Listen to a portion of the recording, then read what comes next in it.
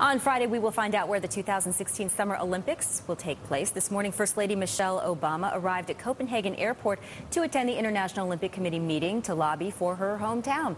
President Obama set to arrive Friday. Odds makers are betting that Chicago is the favorite to host the Games, which organizers say will cost $4.8 billion. But the Olympics also bring national prestige and revenue from sponsorships, tourism, ticket prices. Here to talk about what the Olympics could mean to the Windy City, former gold medalist speed skater Dan Jansen. And Dan, it is so nice to meet you. Thank you. Great to be here. Welcome. So what does the Olympics, what would it mean to Chicago? Well, I mean, first of all, Chicago is such a great city. I mean, it's to me, New York and Chicago are mean so much about what America is. I think obviously the financial stuff is, just put that aside. The Olympic Games are, the world comes to your city, and Chicago would be a great venue. How are you personally helping in the effort to bring the Olympics to Chicago?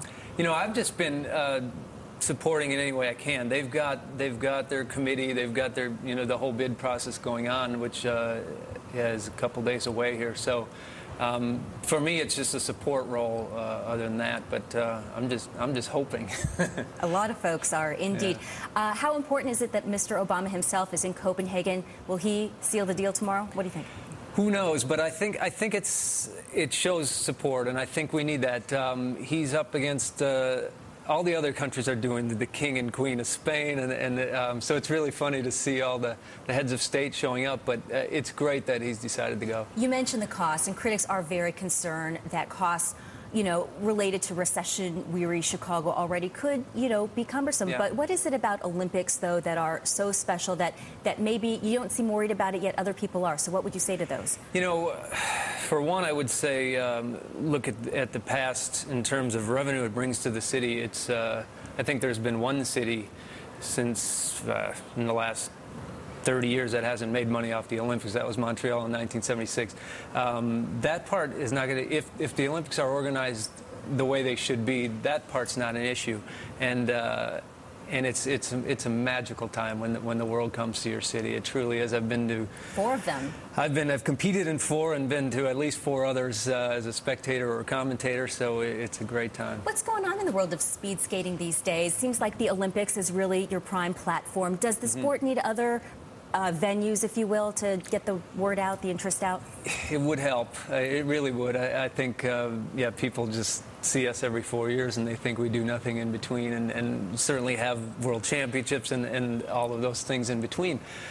It's just a hard thing when in this country we have our professional sports to compete with, and it's a tough thing. Most of us can name 3 speed skaters, right? Yourself, Bonnie Blair, and Apollo. Right. Mainly because didn't he win Dancing with the Stars? Yeah, that's right. Have you been approached? Would you do something like that? I haven't, but my daughters have been pushing me toward it. Any other stars on the horizon in speed skating? There are. We've got a couple guys right now. Shawnee Davis from Chicago, good med. He won gold in Torino 4 years ago. He's favored again. And Trevor Marsicano, a younger skater coming up. So looks good. All right, we'll follow them. You are specifically in New York this week for the ING Run for Something Better. Tell us about this. Why are you involved? You're a skater, not a runner. Exactly, and I was a sprinter, not a marathoner, but I am taking part in the marathon, really to support this program ING has put together. Run for Something Better, as you said. It's really all about getting kids involved in fitness, getting them off the couch and getting them active. And they've had this program going since 2003. Kids are putting miles in. It's really been beneficial. ING's been a huge supporter. I'm supporting the program. People out there can support it real quickly, www.orangelaces.com. I'll be wearing orange laces during the race. But if you go to the website, you can donate as well and help kids get fit. All right, Dan Jansen, many thanks to you for your time today, and best of luck with the ING Run for Something Better. Thank you very much for having me.